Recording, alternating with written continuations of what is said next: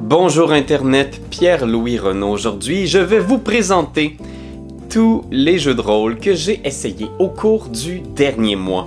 Et oui, bien sûr, on va parler de toutes les nouvelles parties qu'on a lancées. Hey, c'est l'été, on a du temps, on part un paquet de projets qu'on n'est pas sûr qu'on va finir, mais qu'à cela ne tienne, l'important c'est de jouer, on s'en fout dessus de finir les campagnes ou pas. Mais avant toute chose, je vais vous donner mes premières impressions du nouveau livre pour Donjons Dragons 2024, Dragon Delves. Alors, dans quelle direction le contenu en termes d'aventure va aller? Je vais vous en parler. Alors, sans plus tarder, plongeons tous ensemble dans la grande découverte des jeux de rôle.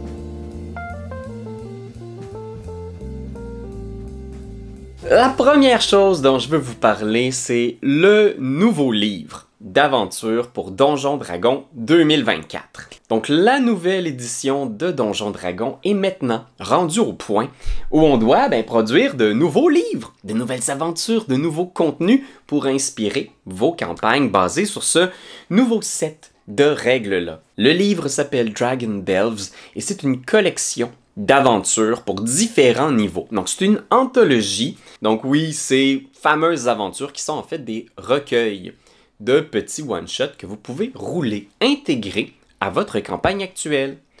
Le concept de Dragon Delves, c'est qu'on a des aventures pour niveau 1, niveau 3, niveau 5, bref, vous avez 12, si je ne me trompe pas, aventures, et qui mettent en vedette toujours un dragon de type différent. Donc vous les avez tous, les dragons chromatiques, méchants, maléfiques, et les dragons métalliques, qui sont quand même impliqués, qu'ils le veuillent ou non, dans différents petits scénarios pour vos joueurs. Oui, on a ces aventures-là pour divers niveaux, mais on a aussi différentes propositions de tons, d'univers et d'illustrations différentes.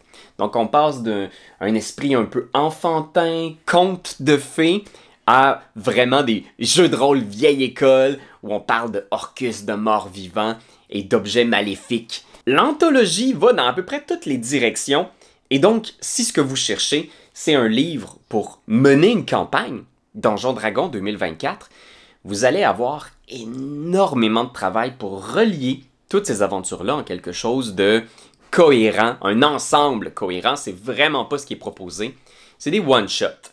Et pour la plupart de ces aventures-là, ce sont de vrais one-shots. C'est-à-dire, plusieurs donjons classiques de D&D vont vous demander 5, 6, 7, voire des dizaines de sessions pour les traverser. Ici, c'est vraiment des courtes aventures punchées, efficaces. J'aime beaucoup les prémices de plusieurs de ces aventures-là. Elles sont originales, très inspirantes. Par exemple, j'ai vraiment beaucoup aimé l'aventure qui commence avec une voix télépathique qui interpelle vos aventuriers et qui là révèle que c'est un sac sans fond doté de conscience qui a besoin d'être sauvé.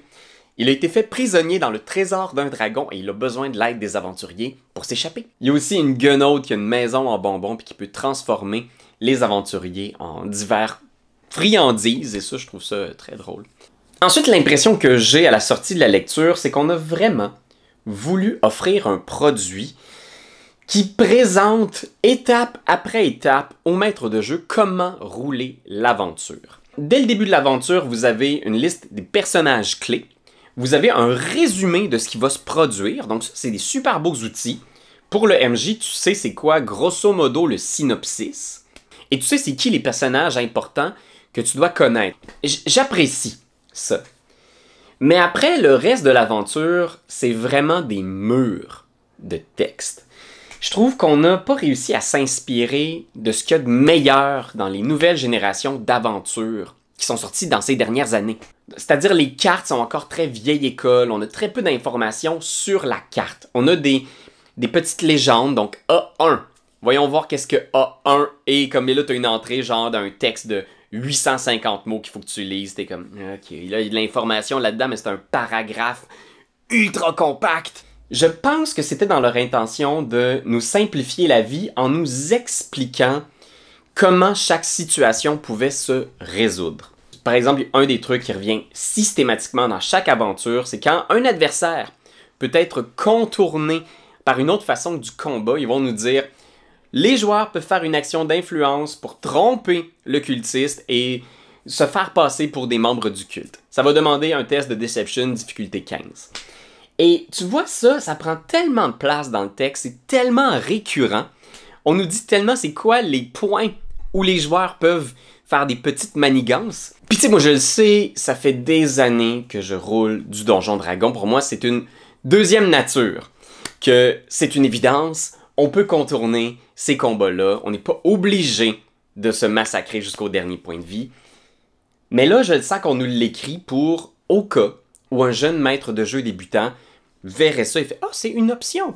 Je pense qu'il vaudrait peut-être mieux, en début d'aventure, faire un paragraphe de présentation, donner des conseils pour le maître de jeu débutant en disant « Toutes les rencontres n'ont pas besoin de se terminer en violence. Voici les objectifs, les désirs, les faiblesses de chaque personnage non-joueur, de chaque monstre. » Mais on ne le dira pas c'est quoi le degré de difficulté à chaque fois pour persuader le dragon, pour tromper les cultistes. Ça me semble inutile, puis ça rajoute à la lourdeur du texte. L'autre affaire qui m'a déçu aussi, c'est que il n'y a vraiment pas de nouveaux objets magiques, il n'y a pas de nouveaux monstres. Tout ce que vous trouvez dans cette aventure-là est tiré du Manuel des monstres 2024 et du Guide du Maître 2024. Donc oui, on a des trésors pour les dragons, puis c'est super cool, des objets magiques, le nombre de pièces d'or dans leurs trésors, c'est intéressant. Mais en même temps, ça me crée une petite impression de déjà-vu. Parce que ces monstres-là, ces objets magiques-là, sont des remoutures d'objets classiques qu'on voit à travers toutes les éditions depuis le début des temps et qu'on a beaucoup utilisé dans la 5e édition de 2014. Donc là, quand on me parle à nouveau que dans cette pièce-là, il y a un mimique. Quand on nous parle à nouveau que la menace dans les collines, ce sont des géants des collines, ça me laisse une petite impression de « Ah! C'est pas mal des affaires que mon groupe a combattu encore et encore dans diverses éditions du jeu. » Fait que ça, j'ai été un peu déçu, j'aurais aimé ça voir des trucs surprenants autour des dragons, des nouvelles créatures draconiques, des objets magiques, étonnants. Même dans les secteurs du livre où ils ont une idée originale vraiment surprenante, comme la guenaude qui peut transformer les gens en bonbons, ils nous précisent dans les règles que ça fait aucune espèce de différence mécanique. Vous êtes juste en bonbon, mais votre armure est en bonbon, vous avez les mêmes stats d'armure. C'est, pour moi en tout cas, tellement décevant parce que je suis comme, quelle opportunité manquée de dire, à partir du moment où vous êtes transformé en bonbon, vous êtes vulnérable à l'eau. L'eau vous fait 2d8 de dégâts ou whatever, tu sais, juste un petit truc comme ça. Je comprends qu'il y a des gens qui sont très attachés à ces monstres-là, à ces ennemis légendaires-là, mais je trouve que ça limite, je pense, l'originalité de l'écriture. Puis je trouve ça dommage, surtout qu'en ce moment, la création d'aventures, la création de donjons, la création de nouveaux contenus, c'est un domaine qui est ultra compétitif en ligne. Et il ne suffit pas d'avoir de bonnes idées, il faut trouver des idées qui se démarquent.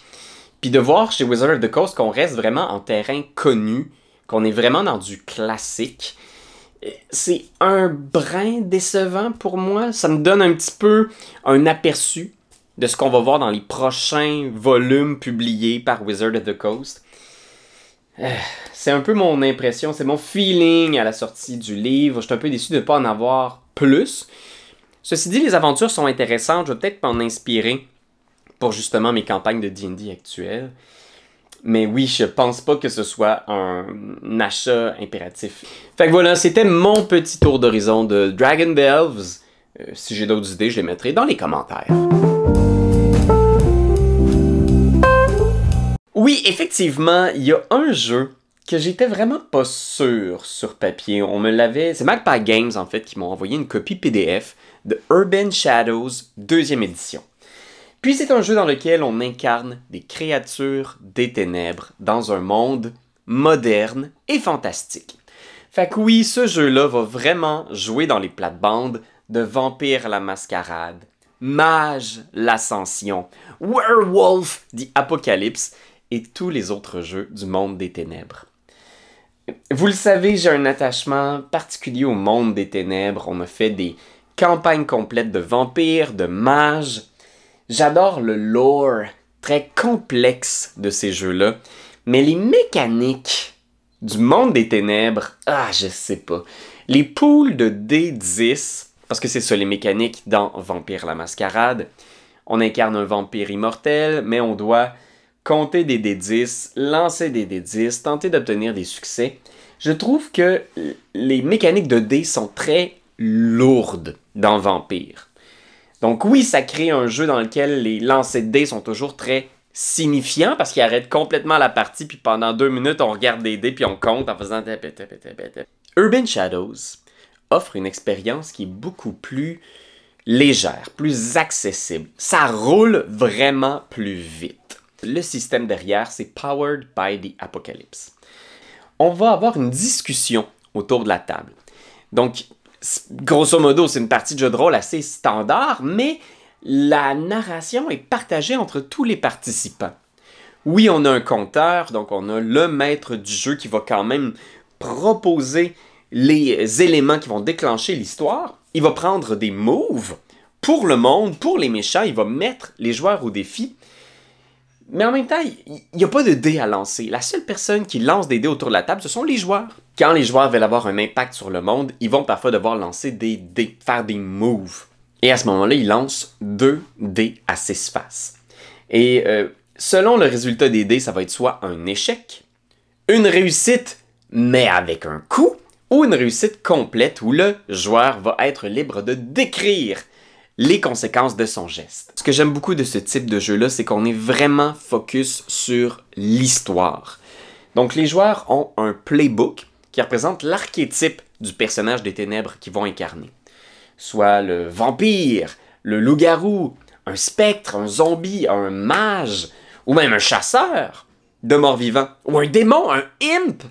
J'adore ce playbook-là où tu joues une espèce de, comment dire, de diable qui a été capable de gagner sa liberté en trouvant une loupe dans son contrat et qui maintenant fait affaire avec les mortels et les créatures fantastiques. Fait que t'es vraiment une espèce de marchand des ténèbres, un arnaqueur, un diplomate.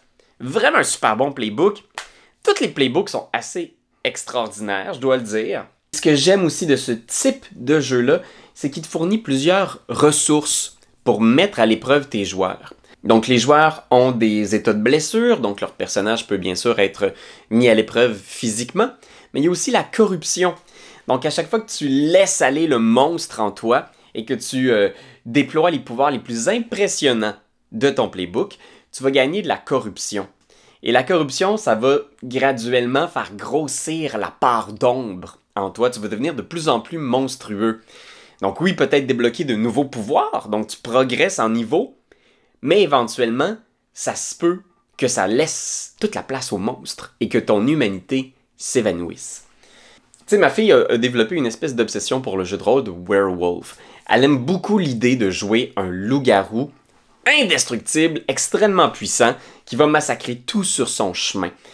Et c'est juste que le système de Werewolf est tellement lourd qu'on n'a pas le choix de juste un petit peu massacrer les règles pour être capable de jouer avec elle et de cacher les pans les plus sanguinolents de l'histoire. Et ce que j'ai apprécié de Urban Shadows, c'est que ce système-là, 2d6, playbook, on te pose des questions sur ton personnage, t'es un peu maître de ton histoire, c'est super! Le seul bémol que j'ai eu avec ce jeu-là de Magpie Games et de jouer avec des enfants, c'est que, oui, le jeu se présente un petit peu de façon un peu plus épurée que le monde des ténèbres.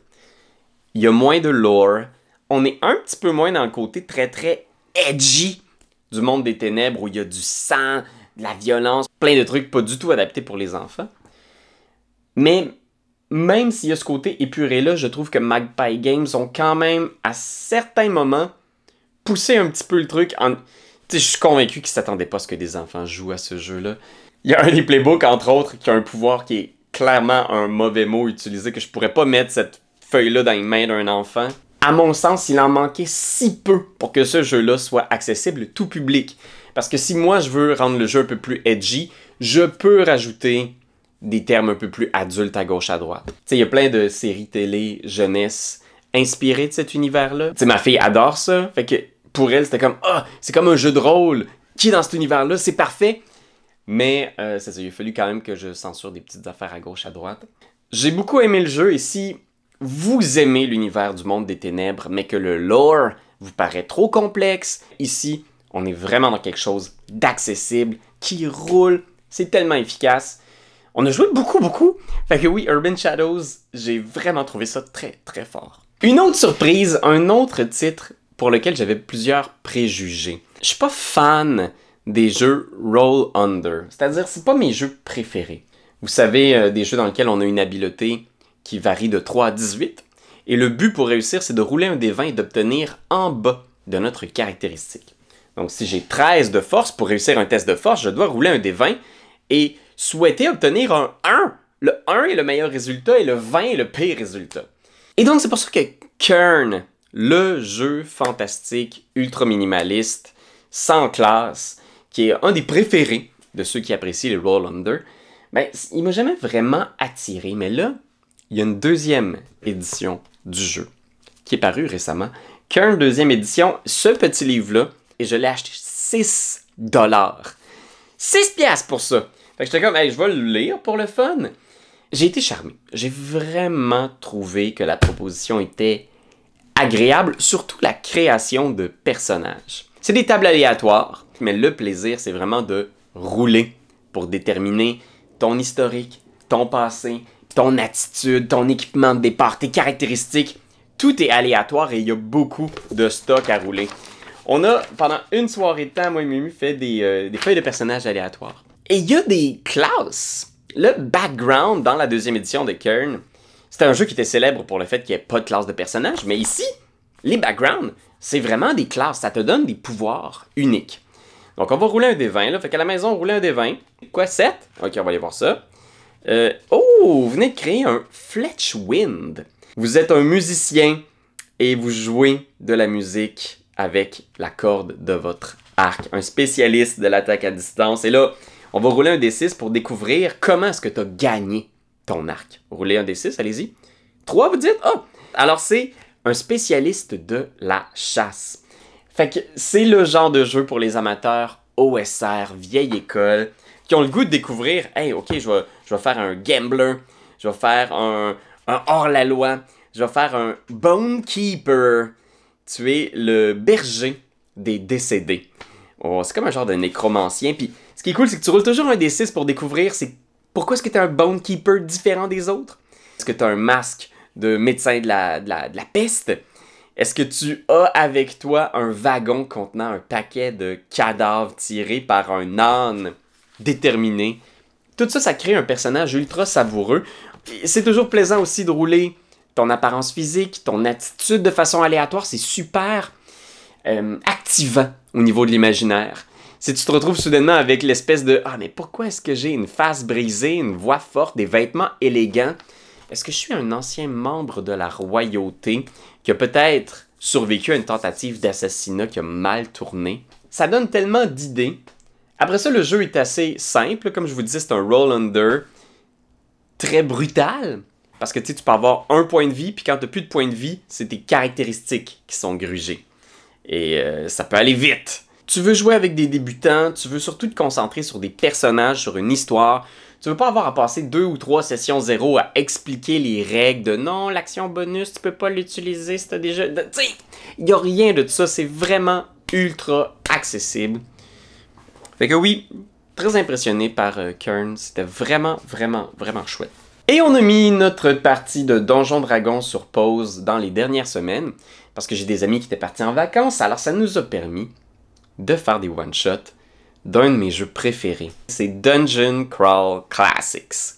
DCC, c'est un jeu de rôle vieille école, très flyé, très sauté, très drôle. Le but de DCC, c'est de vous créer un personnage qui est un peu chaotique, de le lancer dans un univers extrêmement coloré, magique et surprenant, et de le voir mourir rapidement. Et ce qui est le fun, c'est que vous pouvez utiliser des sites comme Purple Sorcerer pour générer des personnages en un clic de souris.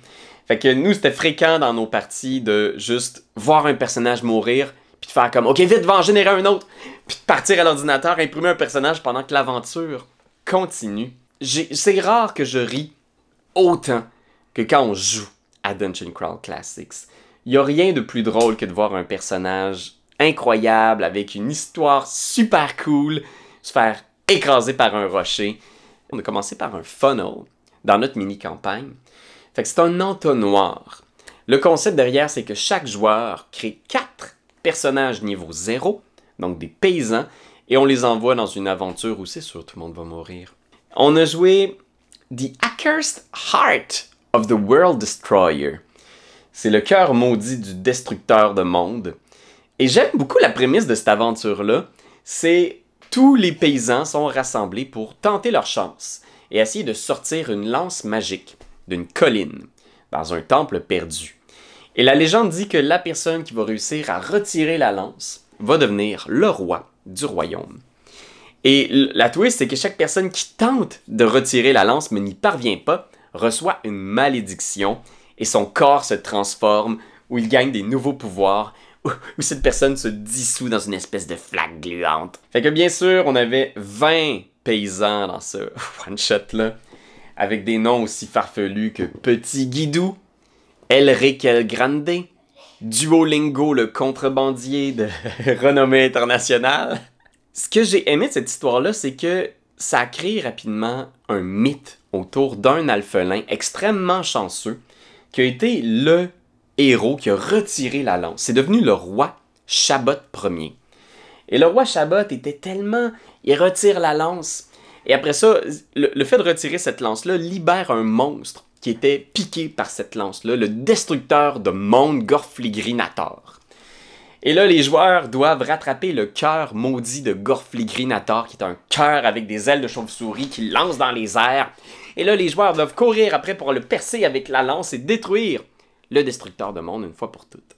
Le roi Chabot a réussi, en fin de partie, à faire 2 vins naturels de suite pour tuer le cœur de Gorfligrinator. Fait que déjà, le roi Chabot avait créé sa légende. Mais la session a fini. Gontran, un des personnages de Jérémy Saint-Cyr, a donné un coup de marteau derrière la tête au roi Chabot, qui avait 1 point de vie, le pauvre. Donc il l'a tué pour prendre la lance et devenir lui-même le roi. Mais on a joué ensuite la suite, on a fait un one-shot avec les personnages qu'on aimait le plus de cet entonnoir-là.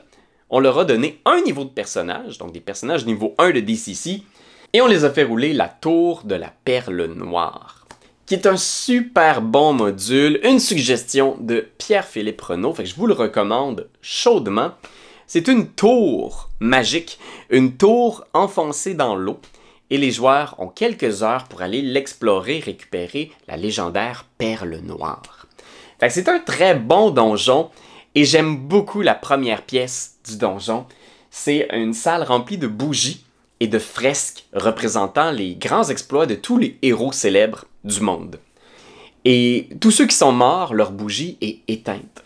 Donc très vite, les joueurs ont fait « Est-ce qu'il y a une fresque du roi Chabot? » Bien sûr.